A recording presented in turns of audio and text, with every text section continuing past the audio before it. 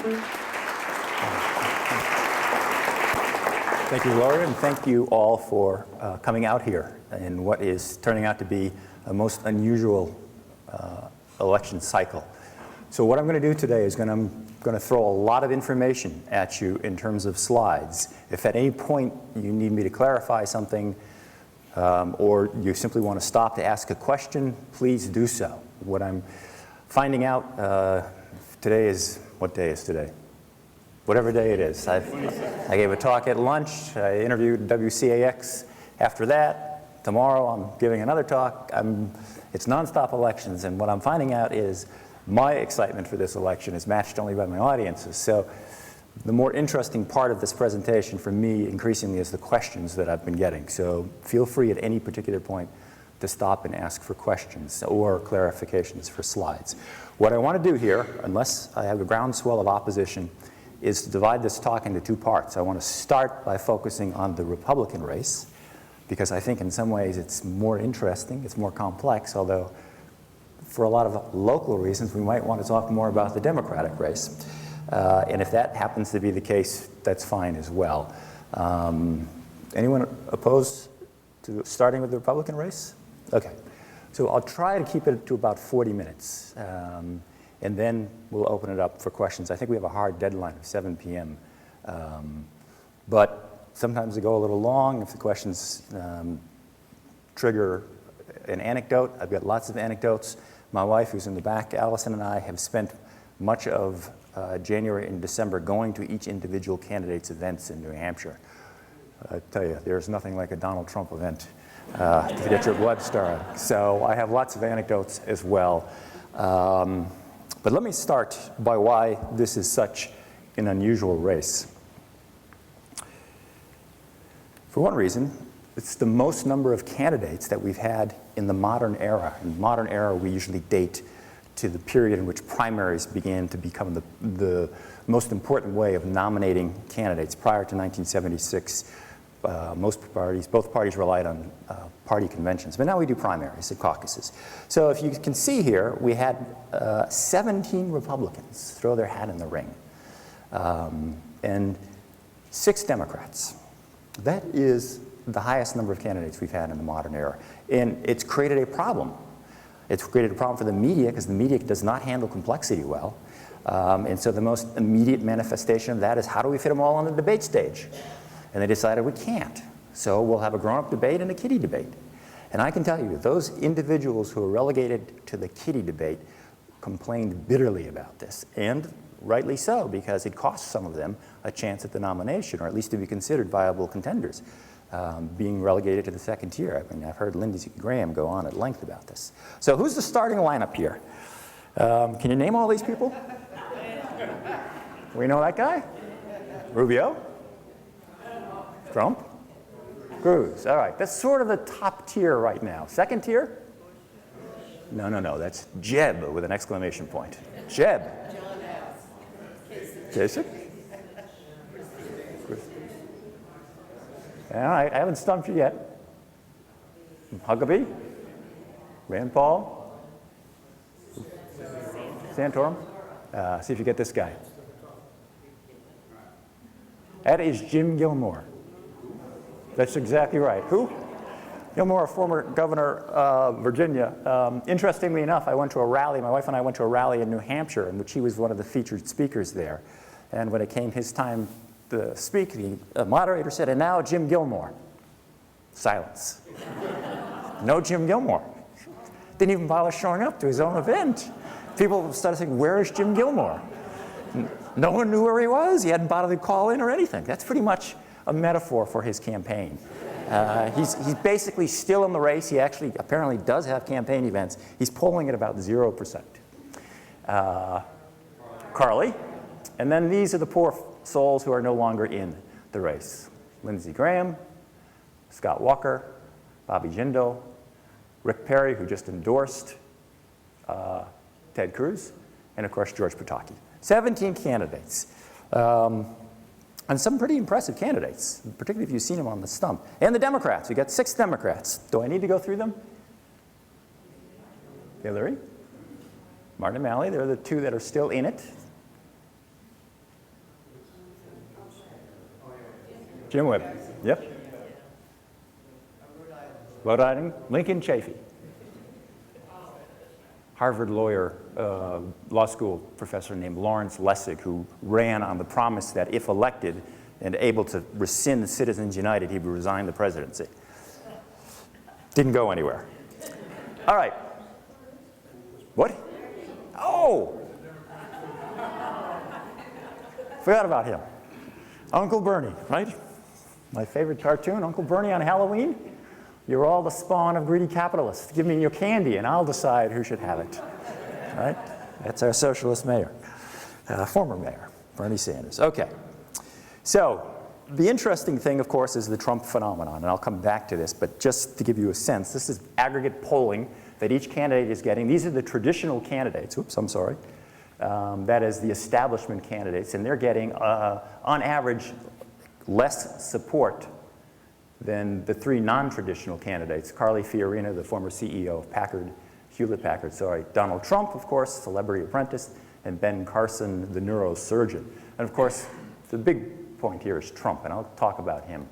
But the establishment candidates, you can see they're just sort of divvying up the pool, and that's become a problem for the Republican Party because they haven't been able to coordinate behind the anti-Trump campaign. And I'll talk much more about this. Okay, so we're going to talk in the first half of this about the Republicans. Who's winning? Well, if we look at national polls, Donald Trump, and again, my advice to you when NBC or ABC or one of the major news networks hypes a single poll, pay no attention. You should never rely on a single poll. What I do is average them or go to websites that average them. This is a particularly good one.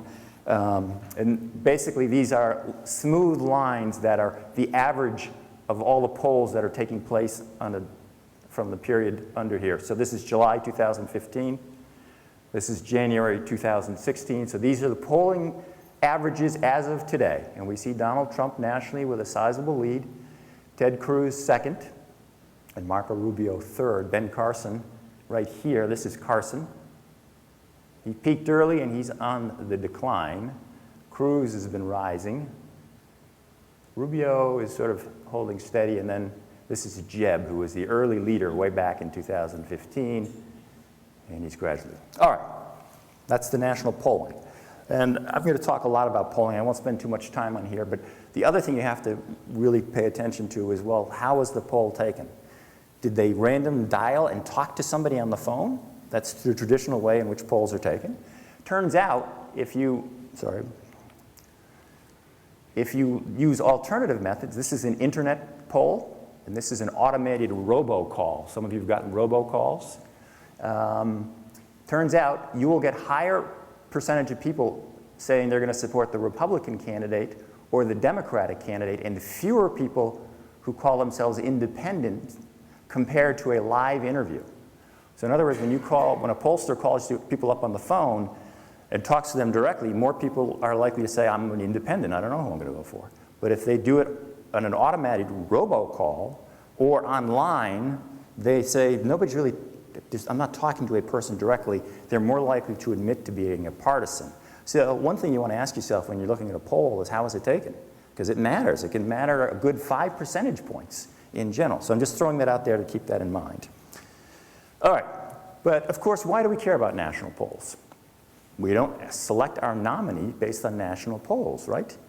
And it's a good reason we don't rely on national polls, because do you remember these presidents? Do you remember President Hillary Clinton? In 2007, at this time, she led the national polls. In fact, she would lead them for another month and a half. Do you remember who won the election in 2007-8? It wasn't Hillary Clinton, right? In 2007, New York's mayor, America's mayor, Rudy Giuliani, was ahead of the national polls at this time, this far before the first Iowa caucus. He would lead for 10 more days. And of course, remember President Newt Gingrich. Newt was leading the Republican field in the last election cycle this time. So national polls really don't tell us much about who's going to win, even though they get cited quite a bit. And the reason, of course, is because we select our nominees in a sequential process. These color codes are hard to make out, but basically, we're in February, and there are 3 states that are going to hold elections, actually 4 in February, beginning with the Iowa caucuses, 7 days from now. Then we go to New Hampshire a week after that, a couple weeks later to South Carolina, and then Nevada. Then we go into March, and the most important day in March is March 1st. That's Super Tuesday. Over 1,000 delegates are selected on the Democratic side, over 700 on the Republican side. These are all Super Tuesday states. So it's a sequential process that takes place locally. And during that process, candidates are going to get winnowed. So you really don't want to look at national polls. It doesn't tell you very much in terms of who's actually doing well, because you don't win election solely on the basis of votes, but you have to win delegates. By the end of March, about 50% of the delegates would have been selected. By the end of April, about 75% of the delegates would have been selected. So we're probably going to have our field winnowed by then. Now, there's other potential scenarios in which we don't get the field decided and it goes all the way into a convention and then all bets are off. But I'll talk about that later. Okay. Basic delegate math. Don't worry too much about the text here. In order to win the Republican presidential nomination, you have 2,472 delegates allocated through all these nominating processes. You have to win one more than half. Generally speaking, the Republicans have 3 types of contests. One in which the delegates in the state are allocated roughly in proportion to the popular vote. There's a couple of winner-take-all states. So if you get one more vote than anyone else, you get all the delegates in that state. And then there's some hybrid ones. Don't worry too much about that. But again, the rules matter, particularly when we get to caucus states like Iowa, and I'll talk about that in just a moment. Is there a question here? No? Okay. Okay, so let's look instead at the states that matter. Now we know the 2 most important states in terms of media coverage are Iowa. We're 6 days away from Iowa's caucus. That'll be next Monday. And New Hampshire. Iowa's a caucus state. For reasons that we can discuss, polling in a caucus state is completely unreliable, in part because the way that delegates are allocated is not strictly on the basis of how many votes you get, particularly on the Democratic side. In the Democratic side, which I'll talk about for a moment, they have a threshold. If you don't get 15% support, you don't get any delegates in states. So if you're polling 14% in Iowa on the Democratic side, that's not good, because it means you may not get any delegates. But here we have Iowa. And Iowa was really, we're going to have to learn to do this. Cruz made a run. This is Cruz, Ted Cruz. This is Ben Carson. He was the early darling of the social conservatives, and then they began asking him about foreign policy. And he went down. Donald Trump, like he's done everywhere, just going up, up, up. Right about here, the Iowa governor, a guy named Branstad, came out and said, we don't want Ted Cruz to be our nominee because he'll get rid of our ethanol subsidies. By the way, do you know what Terry Branstad's son does? What's that? Yeah, he's in charge of a lobbying group for ethanol. So ethanol, for those of you, is primarily based on corn, and roughly 70,000 Iowans have some part of their living associated with making ethanol. So when you go to Iowa, you bow down before the ethanol god. The only one who hasn't is Ted Cruz. So once that became apparent, his support has leveled off. It's going to be difficult at this stage, 6 days, for him to close that gap. But again, it's very volatile. Everyone else is sort of fighting for 3rd place. This is Marco Rubio. And then you just got a bunch of people who are going nowhere. I expect after the Republican primary is done, we will say goodbye to Rick Santorum and Mike Huckabee, previous winners of Iowa. In 2004 it was Huckabee, 2012 it was Santorum. Sorry, 2008 was Huckabee. If they can't win in a state they won before and finish in the top 3, their political careers have ended. So we'll see them get winnowed. Carly has been sinking fast. I expect she's gone as well, although she may hang on because she does slightly better in New Hampshire. Okay, why do we care about Iowa? Iowa is only going to give us 30 delegates, or 44, depending on which party you're in, but it gets a lion's share of the media coverage, and it provides either a boost or a winnowing. So There's this old saying that Iowa, we pick corn, New Hampshire, we pick presidents. But that's really not fair to Iowa. Iowa doesn't necessarily pick the president, but it can determine who's not going to be president, right? So since 1972, the top vote getter in the Democratic caucuses has gone on to win the nomination in 7 of 9 contests. So there's a pretty good track record of winning the nomination. Only Jimmy Carter and Barack Obama actually went on to win the presidency. That says more about how the Democratic Party was doing. Among Republicans, the winner of the Iowa caucus has gained the nomination twice in 6 contested races, but the presidency just once. So it's not going to tell us who's going to win the presidency, but it's going to determine who's not. All right. And sometimes people say there are 3 candidates tickets that are coming out of Iowa. So in 2008, the Democrats, these are your top 3 finishers. Everyone else sort of got winnowed. But it doesn't always work that way. 2008, McCain finished out of the top 3, but he went on to win the nomination. So there's no hard and fast rules here about Iowa, but it matters. It's important. Next most important state, a week after that, New Hampshire, of course. Who's leading New Hampshire?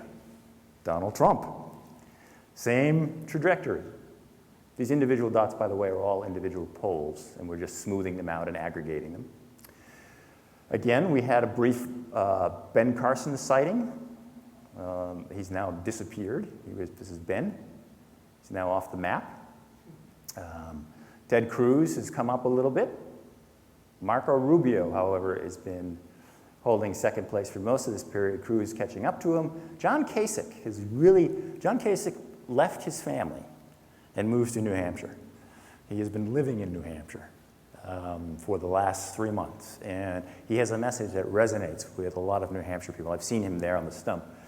He is a dark horse candidate to come in second there as well. And of course, there's Jeb. I just saw him. My wife and I saw him last week.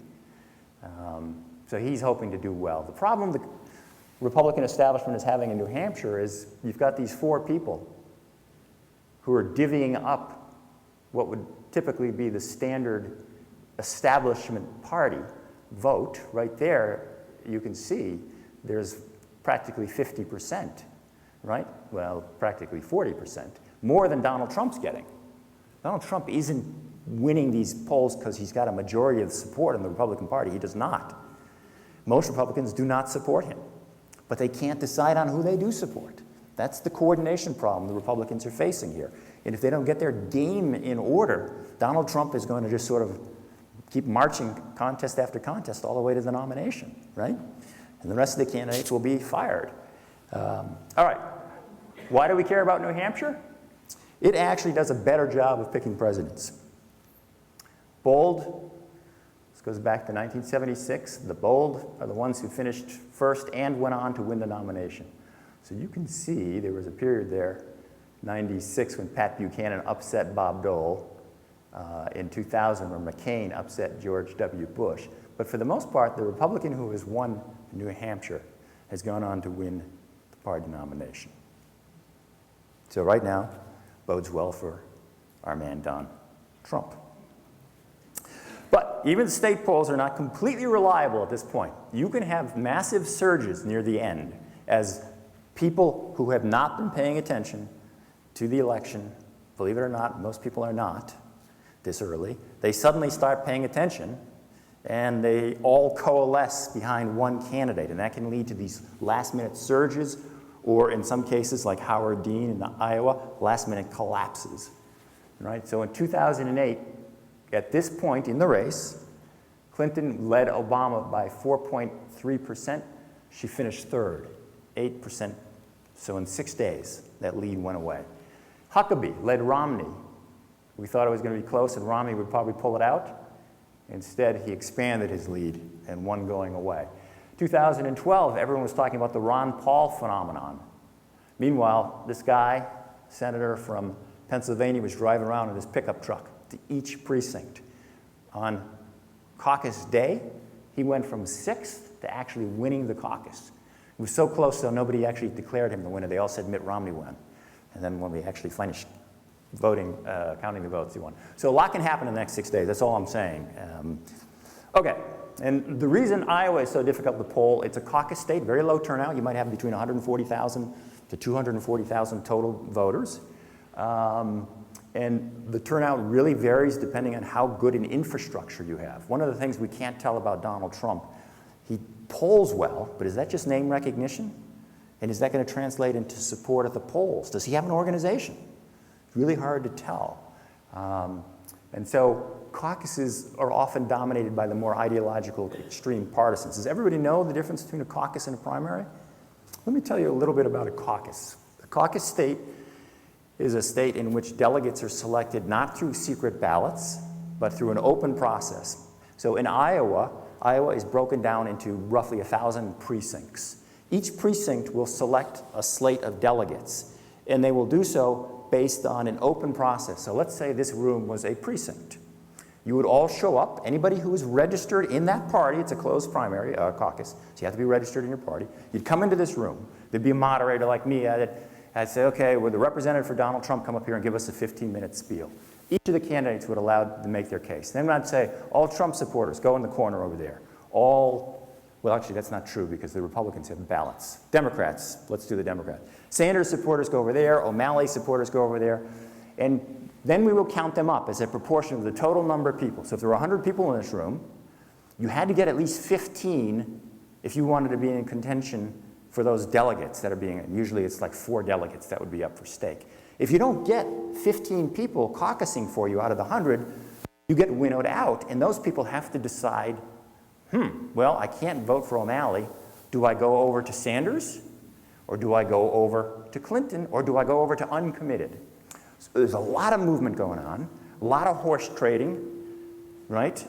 And that's why polls don't always tell us how Iowa is going to turn out, because that caucus is different. Now, the Republicans have a slightly different caucus process. They actually do secret ballots, but it's still a small group participating in here. Then they add up all the ballots and they allocate delegates roughly in proportion to the popular vote. There's no threshold for the Republican side. So you got 2 different slightly processes. But the point is, in Iowa, you have to commit to participate in something that starts at 7. It can go till 10. It can go to 11. A lot of people who have children, school next day, they can't do that. So it's really the ideologically committed people who show up here. And people like Ron Paul or social conservatives like Ted Cruz, Ron Paul in 2012, they can actually do really well in a caucus state. It's much different than a primary. In a primary, it's much like the general election. You just stop at your local voting booth, say, give me the Republican Party ballot. I check my name, I drop it in, I'm done, 5 minutes. So turnout tends to be much higher, and you get many more moderate, quote unquote, representative people. Everyone get the difference between a caucus? Most states have now turned to primaries. Very few use caucuses. Minnesota uses a caucus. I think Nevada uses caucuses. But Iowa has traditionally used the caucus. And what's interesting about this is the media goes gaga over that. But in fact, there's a 3-step process in Iowa. They select delegates on Monday, but then those delegates will go to the county level and later that month, and they will select delegates who will then go to the state level and select delegates. So the media is actually only reporting on the first step of the 3-step process. But it doesn't matter. It's all a perception. If you can come out of Iowa perceived doing well, it helps you. All right. Here's the reason why you can have such fluctuation in the end of the race.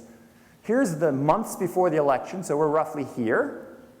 These are the election polling for each of these years, and the question was, are you paying very close attention to the race? And you can see at this time, in previous election cycles, maybe 40% of people are paying close attention to the race. So not a lot of people, I mean, you're here because you're interested in politics, you're paying close attention. Most of your neighbors are not. Right? Which is one reason we think Donald Trump is doing really well. Because when people call him up on the phone and say, who are you going to support? They say, who's running? Trump. I keep hearing Trump's name. I'll support Trump. So we don't know how that's going to. And most people aren't making an effort to find out about the candidates. Here's a Google search. Oops. This is a Google search, right? And this is 10 weeks out before the Iowa caucuses. And these are the number of people who searched a name, campaign-related Google searches, by a number of weeks before or after the Iowa caucuses. So the Iowa caucuses, it's like 25%, and then it'll take off. Most Google searches take up after Iowa. So Iowa is a real focusing event for a lot of people. The campaign has begun. And this means most voters haven't made up their mind yet. So here we are 1 month out in the first column. This is 1 week to 1 month out, and this is the final week where we are now, before Iowa. Look at the number of people who have decided. It's less than half. So in the next 6 days, more than half of the people in Iowa are actually going to finally decide who they're going to vote for. So a lot can happen in 6 days. Same thing in New Hampshire. We're right now over a week out, but you really only get about half the people who have decided now. So we're still in a state of flux, and this is why candidates are just camped out in Iowa. Bernie is on I was talking to the Channel 3 reporter who's heading out there in a couple of days. Bernie's on his bus in western Iowa now for reasons that I'll talk to you later. But he's basically going to live out there.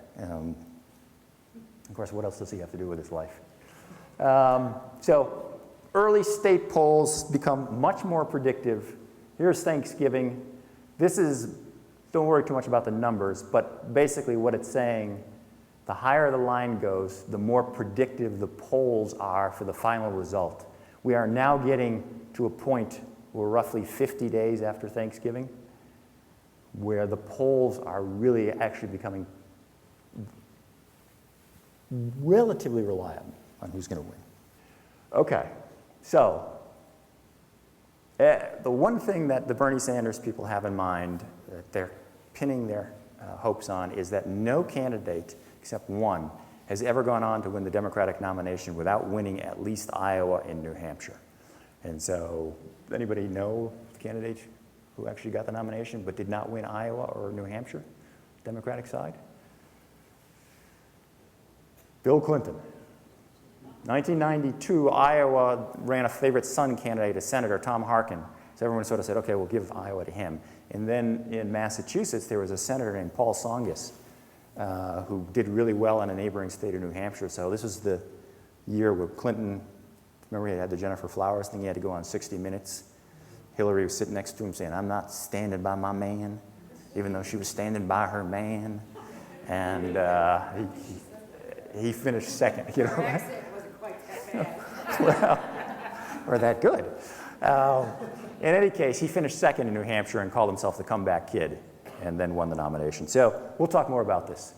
In general election polls, periodically you hear Bernie Sanders saying, I do better than Hillary against Donald Trump, or Donald Trump says, I'm beating all the big, huge, I'm beating all the Democrats. The polls mean nothing in the general election. Ignore them. Anytime you hear that, shoot the television. It's too early. Like basically 300 days before the election, this basically what this is saying is how predictive is it? 300 days before the election and 0. You can't predict anything based on head-to-head polls, so just ignore them. Okay, I'm going to go really quickly here. So that's polling.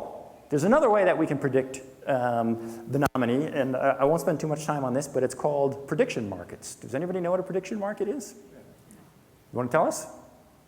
Well, it's where people basically put monetary bets on who they think is exactly right. Think of it as buying stock in a candidate. Buy low, and if that candidate wins, you get a payoff. And there's actually markets in which people are investing in candidates. And the idea here is these ought to be reliable because A, you're putting your money down, so you're really going to start to think, well, who's going to win? Because I don't get a payoff unless the candidate that I put money on wins. I don't get any money if the candidate's second or third. So I'm going to invest very carefully here. The other problem is the higher the odds are that that candidate's going to win, the more expensive it is to buy a share. It's like stock, right? Stock that's doing really well, the price is high. So you want to buy in the prediction market right now, Donald Trump. Yeah, let's look at this one. You basically have to pay 46 cents for a dollar payoff.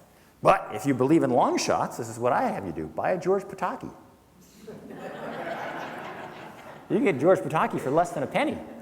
If he wins, man, you can retire. Problem is George Pataki's out of the race, so he's probably not going to win. But prediction markets, it turns out, are actually fairly reliable, aggregating over 964 polls from the 5 presidential elections since 1988. The market is closer to the eventual two-party vote split 74% of the time. It significantly outperforms the polls in every election when forecasting more than 100 days in advance. So the prediction markets were actually more useful 100 days ago. Now that we're getting close, the polls have actually matched them. But it is still interesting to see who's winning in the prediction market. And here, the bettors think Donald is going to get the nomination. Rubio is second, Cruz third, with Bush. Interesting, it differs from the polls. John Kasich and Chris Christie are doing as well as Bush and Rubio in the polls, but bettors don't think they're going to win. So it's kind of interesting. So prediction markets are another way to look at this, but I'm not going to spend any more time on that. The other argument some people make is the party. It's really the party that determines who their nominees are through a process called the invisible primary. And by that they mean they work behind the scenes, the party leaders, and they signal to other people who they want to be their party's nominee, and they gently guide donations towards those candidates. And they signal through endorsements, right? And through a process of behind the scenes, support begins to coalesce, and eventually we have a nominee, right? And in some ways, this is a more subtle process than simply looking at the polling, but it's actually proved a very accurate predictor. So if you look at the party elite, what do I mean by the elite? Say the governors, 31 Republican governors, 54 senators, 246, and you look at who they support in previous elections, that guy tends to win the nomination. The party controls who they're going to have run for their name in the general election, and that kind of makes sense. Here's the endorsements. Jeb Bush is leading. He has 29%, 8.8% of all endorsements, followed by Rubio. Where's Donald Trump's endorsements? Party does not want Donald Trump, at least yet. The other way we sort of think the party winnows is looking at how much money you raise, right? That's a good indicator. Well, who's winning the money race? By the way, this is just showing us that the level of endorsements, the speed at which endorsements are going through, is a much slower pace than in previous elections. So Donald Trump's not getting any endorsements, but a lot of the Republican candidates aren't getting endorsements. That's part of the problem they're having. Okay, let's look at the money. As of the end of the third quarter, this data is dated, but the fourth quarter doesn't come in until January 31st, so I can't show it to you yet. Jeb Bush is leading. Ted Cruz has raised slightly more direct contributions. Ben Carson's raised the most in direct contributions. But Jeb Bush has a significant advantage in super PAC independent spending. So he's raised twice as much as his nearest opponent. So Jeb Bush has the endorsements. He has the money. So he must be winning, right? No. That's the problem this year. And why not? Well, most of his money is from super PACs. It turns out super PAC money isn't nearly as fungible as direct contributions because super PACs can't do things in coordination with you. They can't fund your staff. They can't fund your polling. They always have to spend their money independently of you. And so you'd rather have direct contributions. Second, that fundraising was buoyed by a lot of early money on Bush, but not so much recently. Same with the endorsements. So he has latent strength, but if he performs really poorly in early elections, that support is going to dissipate. All right, this is why super PAC money is not enough. You can't control the spending. You can't use it for field offices or polling or staff. And so it doesn't translate directly into votes. That's the problem with super PAC money. You can say, I'm rich, but you're not vote rich. Okay, and this is the problem. I'm going to finish up my Republican segment. This guy. Allison and I were right here. Donald was up there. And it was unbelievable. The Donald Trump event is like no other campaign event we've been to. During this entire time, right next to us, right here, there was a man, and during the question and answer session, Trump would say, do you have any questions? This man would bellow out every 5 minutes, who are you going to fire? I had to listen to this guy for half an hour.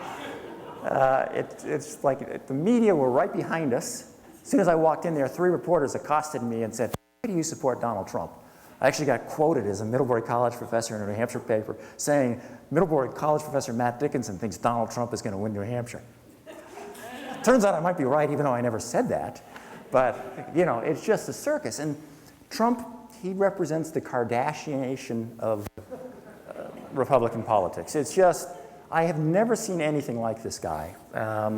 And I want to be honest with you, had I given this talk in August, or he declared in, when did he declare? June? If I had given it 3 weeks after this, I would have told you confidently Donald Trump's going nowhere. That's what I told my students. I'm a tenured professor. I got a Harvard PhD, trust me. He's going nowhere. Oops is right. Big oops, right? So why are you here listening to me now when I got that wrong? And the problem we're having here is this. No one anticipated the media coverage. This guy is a walking media machine. He says things like, well, I'm so popular that if I shoot somebody in Fifth Avenue, I won't lose any support. And the media says, oh, that's outrageous. He said that. Quick, let's run. The first story will be that.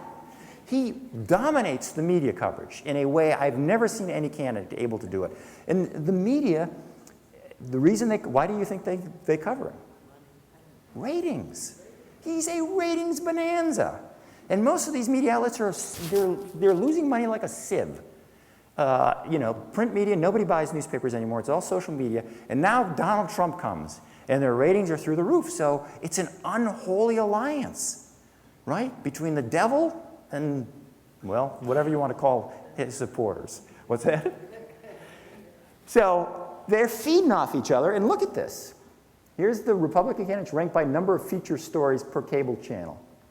It's not just the Fox News thing. CNN is eating him up. MSNBC is eating him up, right? And this is only through September 14th. It's gotten worse. And why does this matter? Because look at his polling. So what we have is the amount of news coverage as a percentage of total coverage received by all these candidates. Christie, so that's this. And this is his polling average. How do you like that? Donald Trump is a media creation. He's not leading because most Republicans support him. He's leading because his name recognition is just dwarfing everything among a group of people who aren't really paying much attention. And the question is that polling support going to translate into votes? That's the 64,000. I keep waiting for people to say, this is a great show, the Donald Trump show. I'm having a grand time.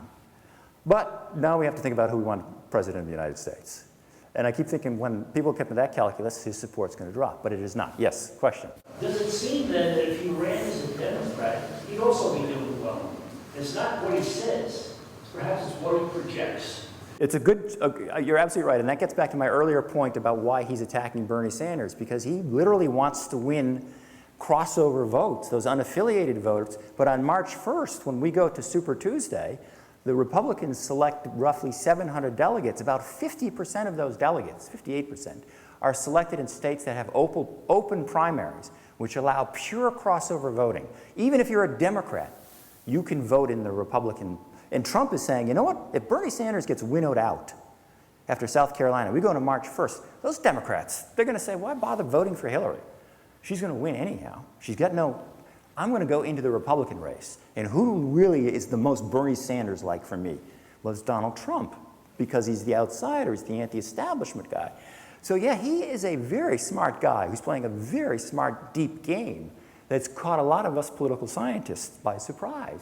And you know, if you go to a Bernie rally, it's interesting. Huge crowds, very young. I'm going to talk about this in a moment.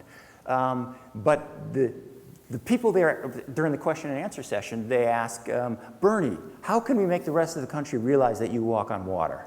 It's like, it's a pep rally. They're not there because they want to learn about him. They're there because they love Bernie. Sanders' crowds rival Donald's crowds in size, but otherwise they're entirely different. You go to a Trump rally because you want to be part of a media event. You're going to the circus. You don't know what this guy's going to do. But boy, you want to be there when he does it. And it's the most amazing thing that I've ever seen.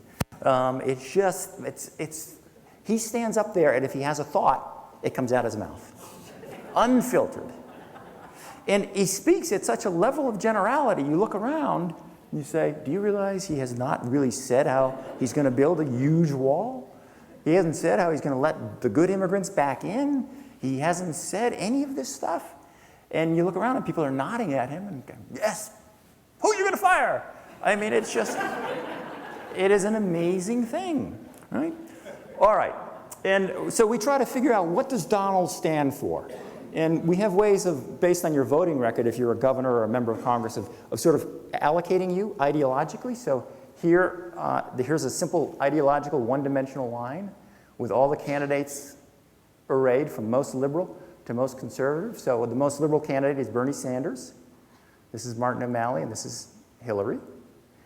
The most conservative candidates are Carson, Cruz, and Rand Paul is kind of difficult because he's a libertarian.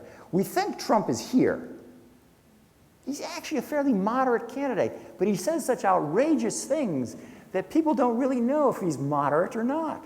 Conservatives say, no, I think he's conservative. Moderates say, I think he's moderate. More liberal Republicans say, I think he's a liberal. He wants to save entitlement programs. So he appeals to everybody because he doesn't talk in enough specifics to really pin him down. So it's just an amazing phenomenon. All right. I'm really going long on him, aren't I? We're not going to, oh man, I'm just having too much fun. Okay, so basically, the one thing that sticks out for him, and this is from a poll, here's his amount of blue-collar support, 43%. So he gets a lot of blue-collar support. Those are the lower-educated voters, but it's not just blue-collar support, right? He gets white-collar support, too. He gets a lot of support from the people who think we're on the wrong track. So he has a lot of these disaffected voters. Right? That's a big part of the Trump appeal. Okay. Now, the problem, of course, is lower educated voters, blue-collar base, they were about 50% of primary voters in 2012. So if they turn out in those numbers, I mean, he's going to do pretty well. Okay. And he doesn't need to win each state. As long as the Republicans can't solve their coordination problem, right, he could just hum right along, winning 30% in each state. And all of his opponents are getting 8%. And he'll win the nomination, right? Yes, question? The only observation that I make is that on that line, there was nobody in the center. Yeah. And it just brings to mind Michael Bloomberg thinking about Excellent. as a center. Yeah. This is we'll talk briefly about Bloomberg, but this is the big problem with American politics. Here's where the candidates are. Where do you think most people are? Yeah, most people are right here. There's a big hump, a normal vote. Most people call themselves moderates. We have no candidates that represent that. And that's part of the problem. The nominating process is skewed to the more partisan people. The more moderate people don't tend to participate. So that's an excellent point. Bloomberg thinks he's going to jump in there. I'll tell you why that's a stupid idea in just a moment. Okay, quickly, let's just get through the Democrats here. Can a 74-year-old socialist with bad hair and a weird accent beat Hillary Clinton? And to preview my conclusion, the answer is no. Bernie Sanders cannot win this. Coming from the guy who told you Donald Trump would be dead in 3 weeks. Okay. Here's how she's doing nationally. Of course, we all know. Do we pay attention to national polls? No. So Bernie's cutting closer, but there's still a huge gap, about 14 percentage points, but we don't care. Iowa looks like a dead heat. But we need to be very careful here in Iowa because Iowa is not representative of most Democrats. These are exit polls from 2008, last time we had an open Democratic race. This is the percent liberal Democratic voters. This is the percent white Democratic voters. Who does Bernie do well among? Liberal white voters, right? Guess what the two most liberal white states are? And Vermont. Just so happens Bernie's luck of the draw, his strongest support is going to come in the first two states, Iowa and New Hampshire. Then we move south. We move to South Carolina, and this is where he has a problem. It's the Black Lives Matter problem. Bernie has not yet drawn support among non-white voters. They are in Clinton's camp, and he has not been able to draw them away in any significant way. Here's African American favorability ratings. So the size of the circle says, do I know that person? The bigger the circle, the more they know. Sanders, this is among, again, African Americans. Now this is somewhat dated. but it gives you a point. And this here is how well do you know them and what's your favorability rating. So more people know her than Bernie, and she has a much higher favorability rating among African Americans.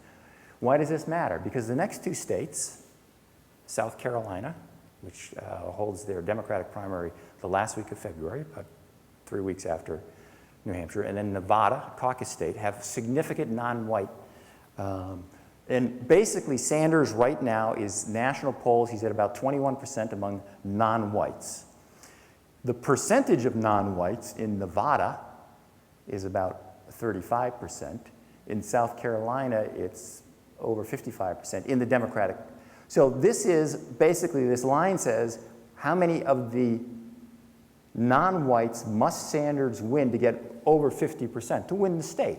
He has to go from here to here in Nevada and from here to here. He basically has to somehow, in the next 3 weeks, jump his support among non-white voters by 30%, 20 to 30, to win those states.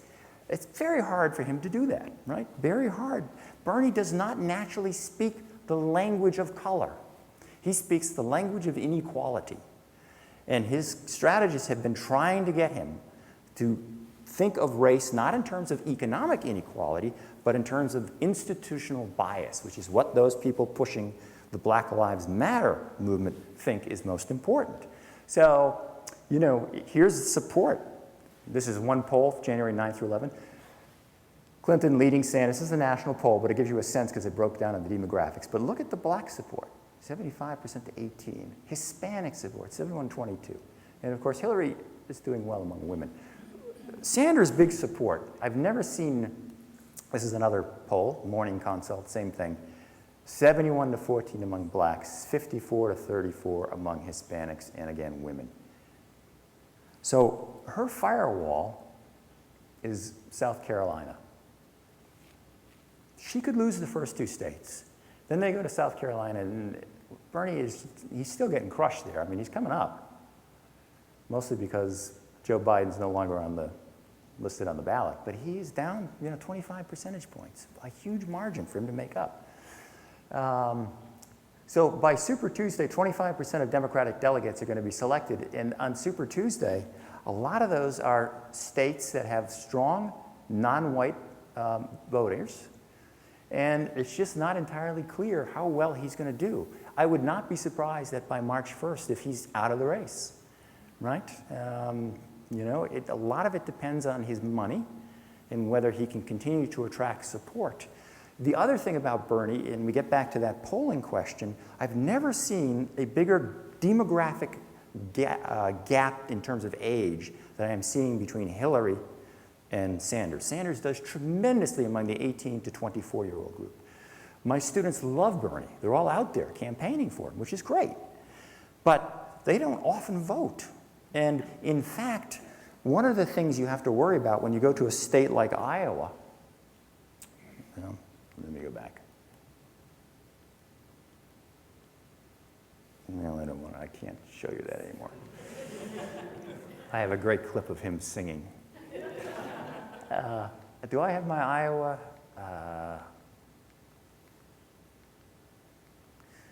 I don't have my Iowa. So I wanted to show you a map of Iowa, which shows where Barack Obama's support was in 2008 and where Bernie's support is. And it's really clustered around university towns. And the problem you have is he might waste a lot of support. Polls say he's doing really well, but if you get, remember that 15% rule. So basically, if you're at 75%, you're going to get all the delegates. Sorry, 85%. You're going to get. But what if Bernie does 90%, as he's going to do in a college town, or 95%? Well, you're just wasting your votes. You're not getting any more delegates for those additional. So he has to really worry that the polls are overstating his support among a particular group of people who aren't well distributed in Iowa. And generally speaking, the younger voters don't turn out as well. So there's a lot of reasons to think his support does not translate based on polling as well as you might hope among voting. A couple other things quickly. Remember I talked about the party decides thesis? If that is right on the Democratic side where there is no Donald Trump, this is another reason Sanders is in trouble. Here's the number of endorsements. That's Hillary Clinton's endorsements. That's Bernie Sanders' endorsements. Again, Democratic governors, senators, and members of Congress. The party does not want Bernie Sanders. Now, he makes a virtue of that when he's running. He says, I'm an outsider, right? I'm against the billionaire class. He's also against the party establishment. Bad accent, I'm sorry. Well, and that was supposed to be Tammy Wynette I was doing. I wasn't doing it. It wasn't a good Tammy Wynette. Bernie Sanders is done very well raising money, direct contributions, but Hillary's doing better. And she also has PAC money. Because Bernie, of course, says, I don't want PAC money. I'm independent. You can't buy me.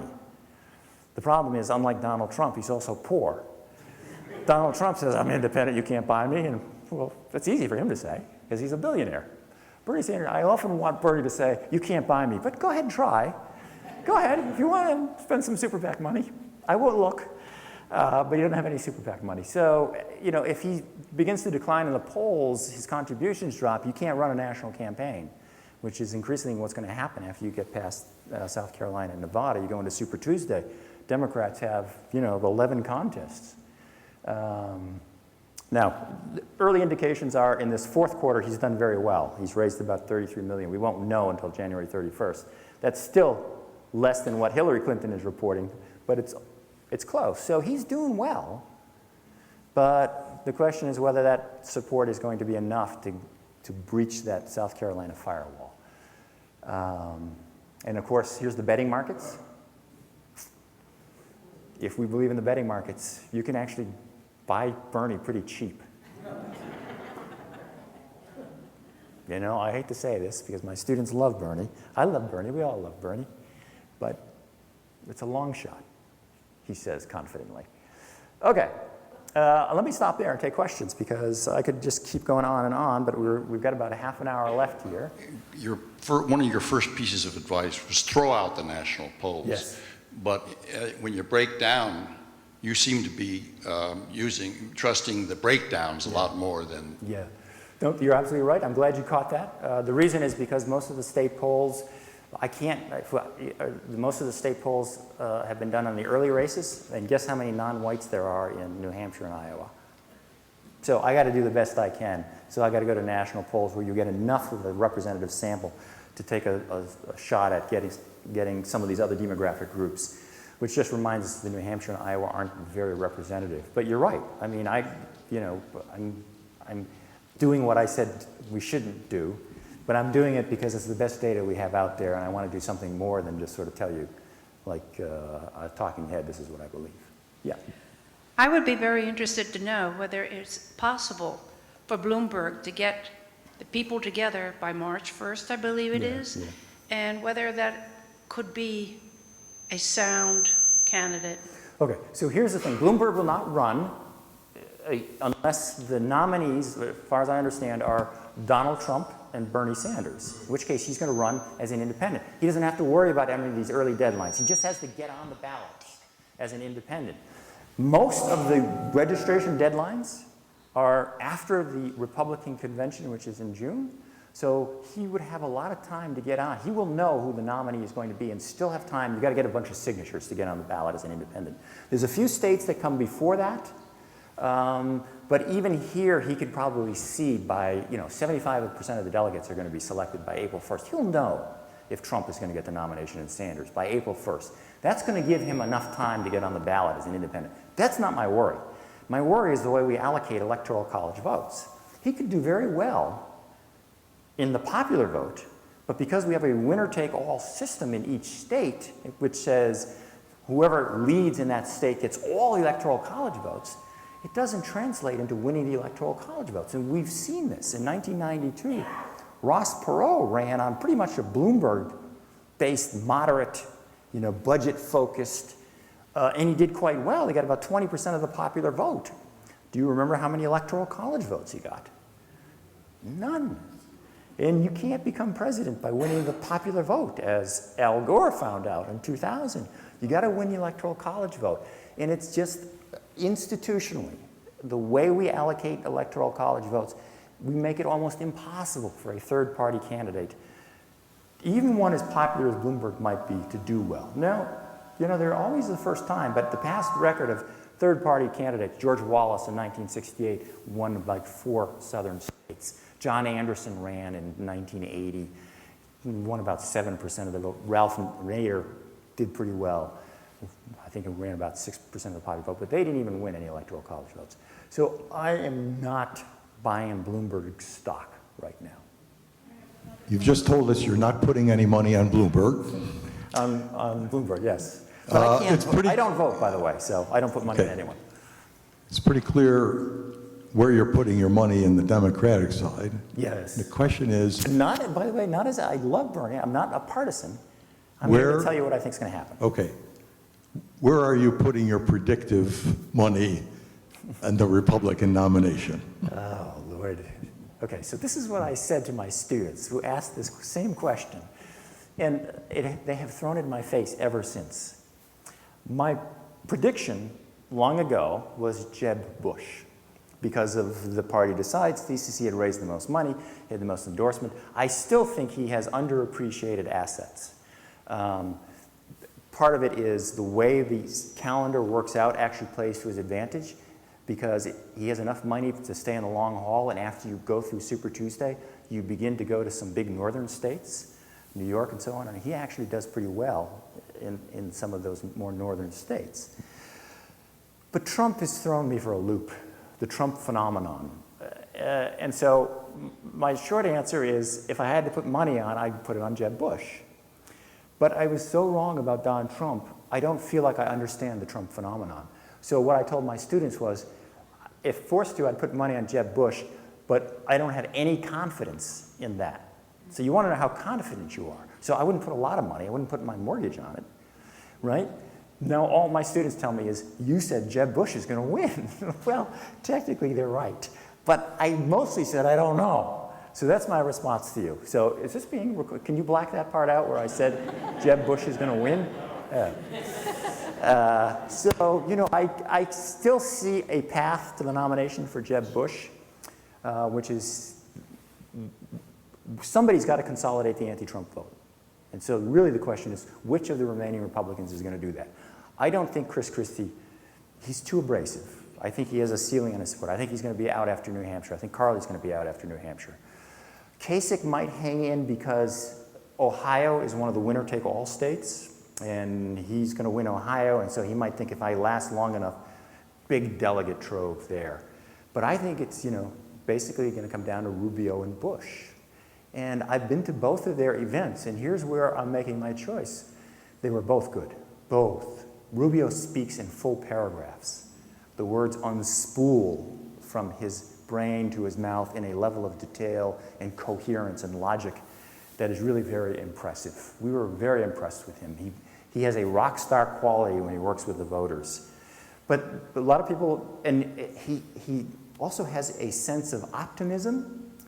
He talks about the American dream, and even though his views are incredibly conservative socially, you don't really know that because he weaves them into a story about his own family, his own upbringing. And so you don't see him as pounding the pulpit and some religious thing. You see a guy who overcame a lot of obstacles and did very well believing these socially conservative views. So he's very, but the one thing people have, when they step back from that and look at what he stands for, he's really very socially conservative. And I think in the end, that type of social conservatism does not have as broad support. So that leaves me with Kasich and Bush. And I just think Bush is going to do better in Florida, down south, and in the north. Kasich, not quite so well. So that my premise on Bush is based on this. Typically, we have an establishment candidate in the Republican Party and the social conservative candidate. And the establishment candidate wins. And this year we have the establishment candidate, who's going to be somebody, the social conservative, which will probably be Cruz, and then who's going to win? Then you have Donald Trump. Where did he come from? The celebrity candidate. So he throws those calculations off. But I still could see a scenario in which there is going to be support coalescing to stop Trump. And as candidates get winnowed, that support is going to increasingly go to the one remaining establishment candidate. So I see a long haul, Jeb Bush hangs in, Jeb Bush wins. How confident am I of this scenario? Not confident at all. I don't feel like I have a handle on the Republican race. That's the best I can tell you. Have me back. Those of you who've seen me talk before, when we go into the general election, I can tell you by Labor Day who the president's going to be. Before there's any debates, before there's any general election campaign, I'll know. And I'll tell you that. We're never wrong about that. Primaries are much more complicated, much more difficult. I will say this. The one thing to look at is the party in power, control of the White House, trying to extend that for 3 terms, historically very difficult, very difficult. So Hillary is running up against that 3rd term problem. The other thing is the economy. If the economy is continuing to pick up, the party in power is going to be rewarded for that. She will be rewarded for that. And by the economy, we look at things like gross disposable income, average, things like that. Right now, job growth has been sputtering around, but income growth has lagged. So if we plug those into right now, it'd be practically a dead heat. And then there's the things that we can't predict, If Hillary is wearing a striped suit in the big house because she's been indicted on emails, she's probably not going to win. But those are the things we can't predict. Do you think her indictment is a possibility? Well, I don't know. If she is indicted, do you think that that the party will still support her and it's not going to have anything to do with? Oh, no. If she's indicted, the party is going to wash their hands of her unless there's still unless the indictment is viewed as politically motivated, Bill Clinton impeachment thing. But if the FBI goes and indicts her. But don't you think that they might try something like that, being that she is kind of considered their community? Well, I don't know. I don't know how politicized our law enforcement agencies are, but certainly the Republicans have put her on trial and found her guilty. They grilled her for 11 hours in that hearing, and the woman was immune to anything they said. She didn't even have to go to the bathroom, unlike the debate where she disappeared for. So no, if it was a real indictment by a real law enforcement agency, she'd be in trouble. That type of thing we can't forecast. I don't know. Do I think she's going to be indicted? I have no idea. No idea.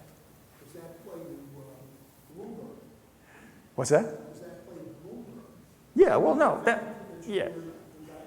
Yeah, no, that's what As a Democrat, not running as running. Well, so if he's going to run for a party, he's way behind the curve. He's missed the deadlines. Bloomberg cannot get on a party label right now. So they would have to do something at the convention.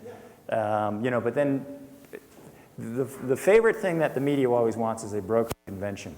And every 4 years, they lay out a scenario in which no one has enough delegates, and we go into the convention, and then somebody comes on in their white horse. It's never happened yet. I'm a political scientist. I'm really good if things happen in the future the way they have in the past. I'm horrible if something new happens, like Donald Trump. I'll tell you what, these are great questions. I'm being told I have to go. I'm giving another talk tomorrow. Drive up to Middlebury College, and I'll answer all your questions between 4 and 6. And Dana Auditorium. I just drove from there. It's a nice drive. Go up there, and I'll continue this dialogue. I appreciate very much the questions that you posed.